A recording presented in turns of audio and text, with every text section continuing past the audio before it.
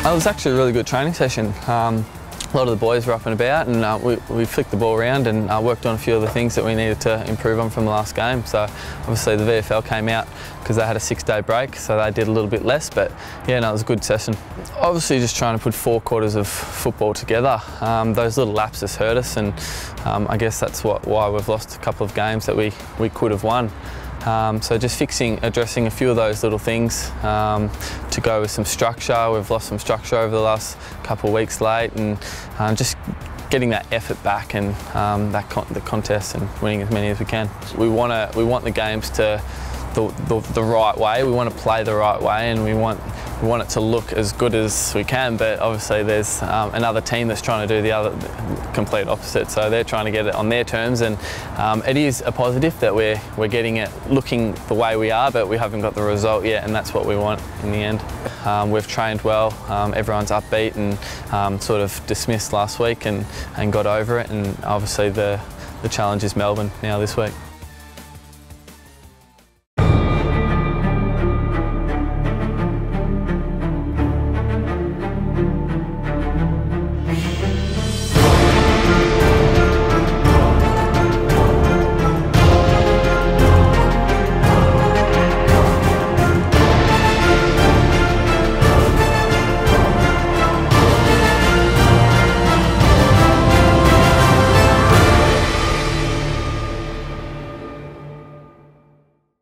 The launch of an innovative Western Bulldogs men's health program that has been titled The Sons of the West, and which is based on the best practice men's health program, in part run by EPL giant Liverpool FC in the UK. And it's fantastic to be back here and see so many familiar faces on what is a great day for the Western Bulldogs Football Club. It's a real feel-good feeling to be able to work together to produce something that we think will be of great community benefit, like this men's health program.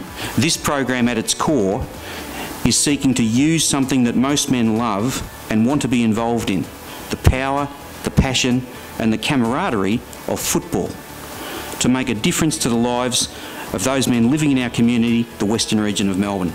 It's an innovative, free health program aimed at engaging up to 2,000 men across the west of Melbourne in simple, healthy activities aimed at boosting their health.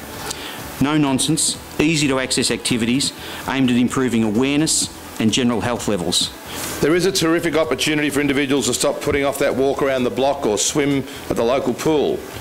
What more motivation do you need but to get involved with this innovative and exciting program? I want to congratulate Peter Gordon, Simon Garlick and the Western Bulldogs for this initiative. Great opportunity now for me to catch up with some old mates, and I asked them all to make their way to the stage, the ambassadors for this program, former champions of the Bulldog Football Club. My role is the Melton area. It's going to be a big job for me. I'm going to get these guys to be a bit like a team. They're going to help each other. If a guy's got a drinking problem or a smoking problem, we're going to communicate and talk together as a group, and my role is to try and help these blokes get their lives better, fitter, healthier and back on track, Dar. So to be part of this program, I'm absolutely wrapped. I'm going to have a real good crack at it up at Melton. Again, it's going to be a big challenge, but I'm looking forward to it, mate. It'll be great. Look, I just enjoy getting out and about. I mean, I think, as Doug said, when you're a middle-aged man, nowadays you're a role model for your kids as well, which is really important. And I think it's a great program, and I'm really excited to get involved with it. Look, I'm one of those blokes from the west. You know, I've lived in Sydenham most of my life and in Deer Park, so I'm a Bringbank resident, and I realise the faces that everyone, the problems everyone faces. You know, it's hard to make the choice to eat a good meal when you're surrounded by, you know, dodgy options.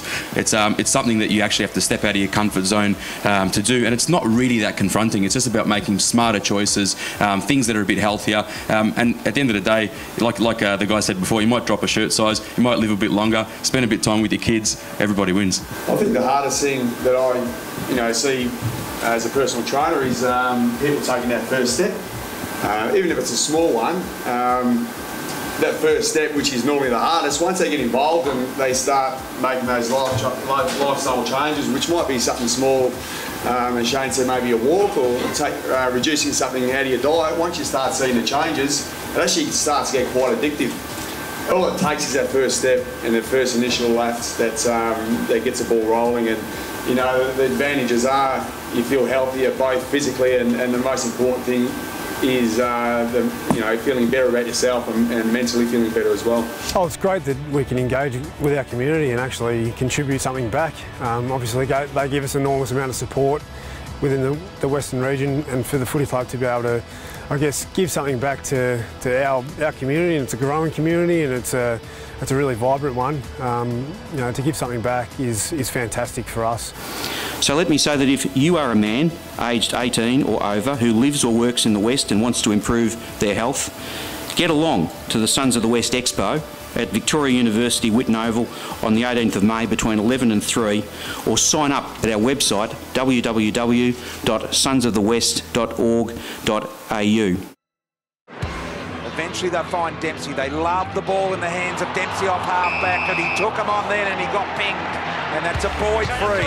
Yeah, I think the last couple of weeks there's been some really good signs of improvement. We've got back to, I guess, the brand of footy that we wanted to play in terms of that contested and really hard-nosed sort of style. Unfortunately, we haven't been able to get the win, but we've been very close for a couple of weeks now to that win, and we know that if we continue to play that way for longer periods of the game, then that win will be just around the corner. Look, I don't think it's changed too much, my role on the field. Obviously, it changes a few things off the field in terms of the commitments and requirements that a captain is asked to do.